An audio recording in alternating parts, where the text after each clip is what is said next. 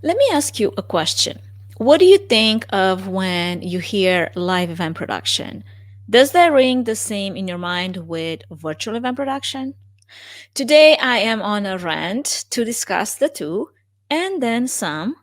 My hope is to demystify the differences that exist between all these digital event terms and where does one start and the other end? Where does event production intersect with technology to deliver a fantastic event? You're in the right place.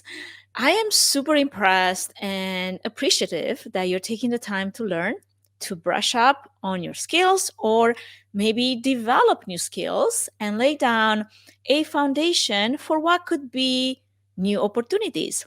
I've done virtual and hybrid events for over 24 months now, and I am still very much excited about the concept because there's still a lot of growth and there's so much happening in this event industry segment. And if you're even slightly nervous about producing your very first virtual or hybrid event, well, stay tuned. Let me tell you, it's still possible and it's still a viable option for many events to come.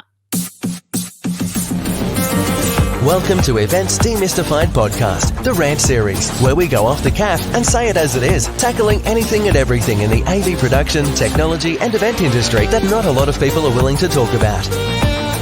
The Rant series is short and spicy, comes out twice a month in between the more tamed interview style episodes.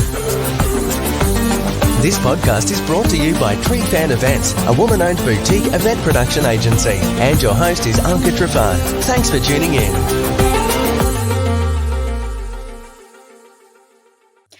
Hello, friends. It's been a minute since we've seen each other on screen.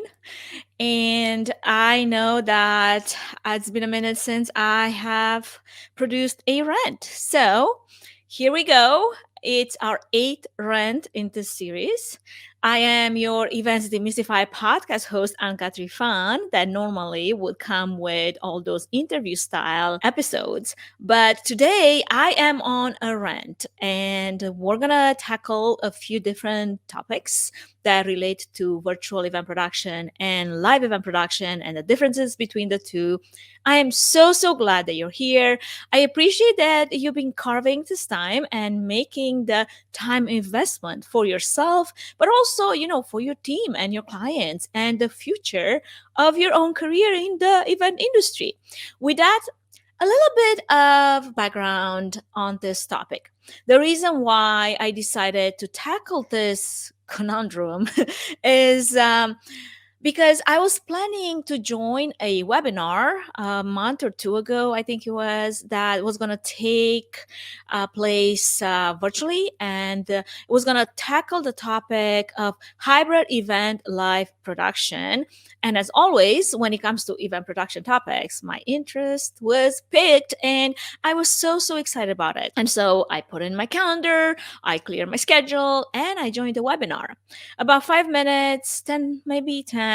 As I was listening, I disappointingly realized that I'm at the wrong event, that the so-called live event production was actually referring to a live stream production. And I was just trying to reconcile in my mind, what have I missed? Because in my mind, when someone says live event production, my mind automatically goes to an in-person event production with or without a virtual component such as a live stream. So before I get into defining these two concepts based on my understanding of them, based on the years of experience in the field, based on the event production that I've done prior to COVID and prior to the onslaught of virtual events, I want to turn the question to you. I would love to hear, if you're live, maybe in the chat, what is the first thing that comes to your mind when someone says live event production? Is that the same as a live stream to you?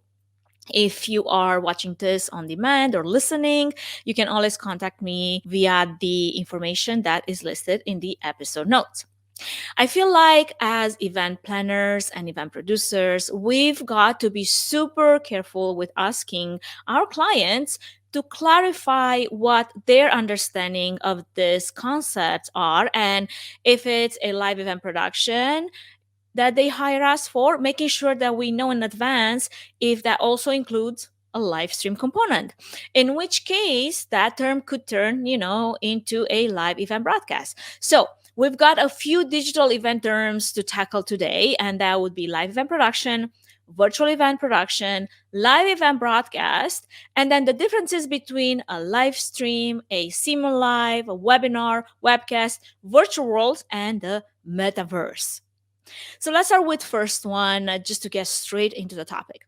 When I think of a live event production, I always think of a live event, an in-person event that could have a virtual element to it, but the majority of the production is centered around this in-person event, like we used to do before the pandemic, maybe with the rare stream attached to it, because believe it or not, streaming was still part of events before COVID. In a live event production scenario, as a technical event planner and producer, I am thinking proper sound to provide well balanced coverage regardless of where in the ballroom or where in the space each audience member is. I'm thinking stage monitors. If entertainment is involved, like say a band, I'm thinking, well, we got to make sure that their technical rider is followed. We've got not just the front of house mixing position and the engineer to run the sound for the audience, but also the monitor engineer to mix the sound for in-ears and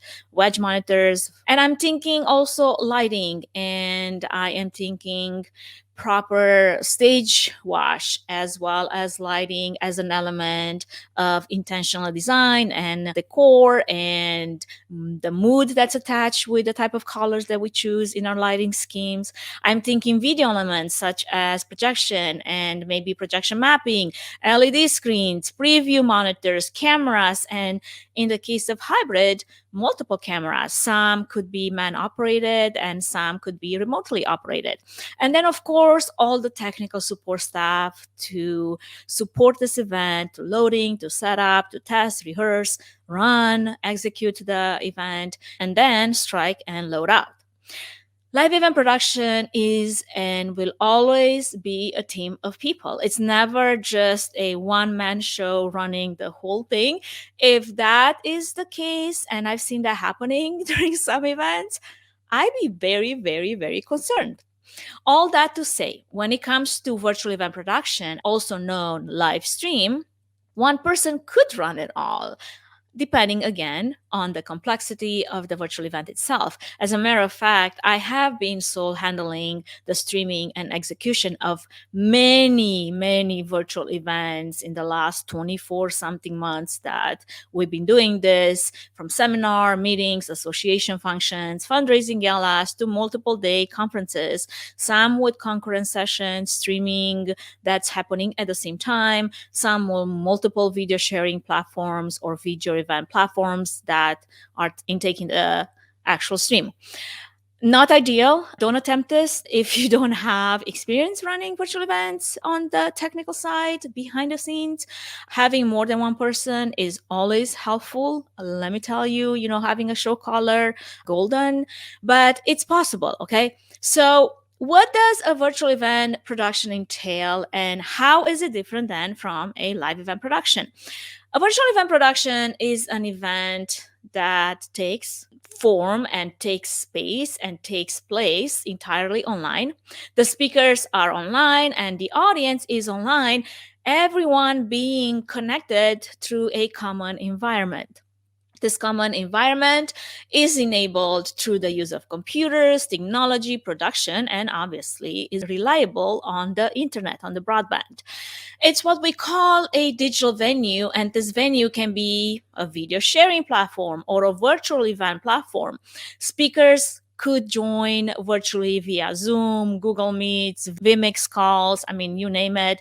And the production of the stream could be executed through different production and streaming tools, from an easy, low production value type of Zoom event with maybe, the use of OBS for sharing title slides, adding a little bit of music to your speakers' backgrounds and whatnot, to a full-fledged production suite run through different tools, Vimix, E2.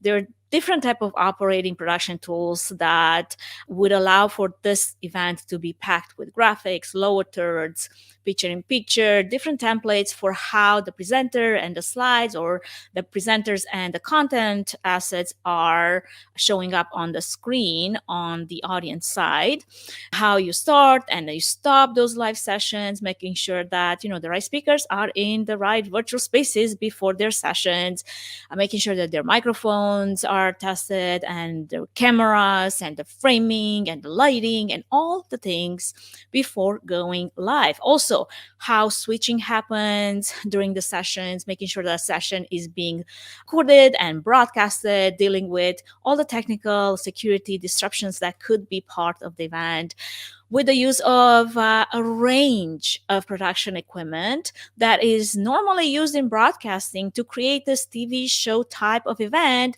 we've become accustomed to. Again, this is a bit of a broad definition to consider, but it's part of what I'm thinking when I am thinking virtual event production. The key to remember here is that behind the scenes, a virtual event could be as simple as a Zoom meeting, or it could be something like a live TV production, which needs real time audiovisual support. A live broadcast, on the other hand, is a little bit questionable because it could have an in person component that gets broadcasted to a virtual audience. So, being specific with, is this an in person event that has a live broadcast component to it, or is it a live broadcast as in a virtual event? It's important to know the distinction and know what the client means or needs. It's important to ask the right questions because you want to have the right understanding of what does the client want, what is that they see the event to be like, and what is it that they're looking for, even if they might not necessarily have the right words to describe it. There are many types of digital events, and each has its own benefits and shortcomings. People, not technology, deliver amazing digital events, and building the right team and the right partnerships would allow you to produce great results with less stress. And that's where a partner, an agency like Trifan Events, comes very highly recommended to support your production for some of the virtual and hybrid events that require the next level. Not all events require that extra level and type of hand holding, but some do. And if that event is the type of event that you're looking to produce, maybe it's a great idea to have the right partner to have less stress and less liability attached to your event. Before we move any further, I wanted to give a quick shout out to our main sponsor, Trifan Events, which is a boutique event planning and production agency that will come alongside you, offering personalized event planning and technical support, strategic event design, production and technology management, and flawless execution for live, virtual, and hybrid events. The team at Trifan Events is passionate about planning and producing event experiences that get people involved with true moments of interaction, engagement, and co-creation, while offering white glove treatment throughout the entire planning process, enabling you to reach your event goals with the use of creativity, production tools, and event technology. Find out how Trifan Events can plan and produce your event become memorable. Go to trifanevents.com.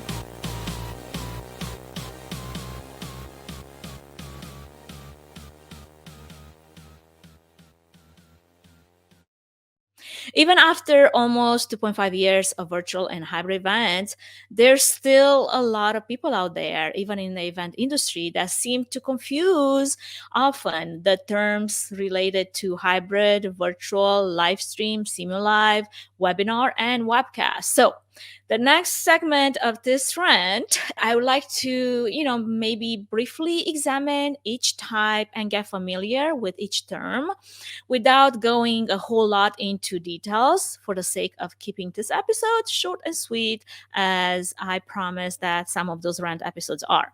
So let's start with the first term, a hybrid event. What is that? Well, a hybrid event combines the live in person with a virtual online digital component, and attendees can be joining this event either in person or online. A virtual event, as explained a little bit in the virtual event production, is an event that takes place entirely online. The presenters are also online. A live broadcast could be a virtual event, but it could also be a hybrid event in the sense that it could be an in-person event with a virtual component. So knowing the distinction in your client's mind, in whoever you work with that is asking you to deliver this type of event is important. A virtual with a studio component. I've heard that term come about and run about because that could define something that is an event where the audience is online, but the speakers are brought live into the virtual event from a actual brick and mortar broadcasting studio. Then we have the live stream where live videos and audio transmission is performed over the internet. And in my opinion, this sounds a little general, but it just means that speakers can either be pre recorded or live or in a studio or on site or online or maybe a combination of all these things.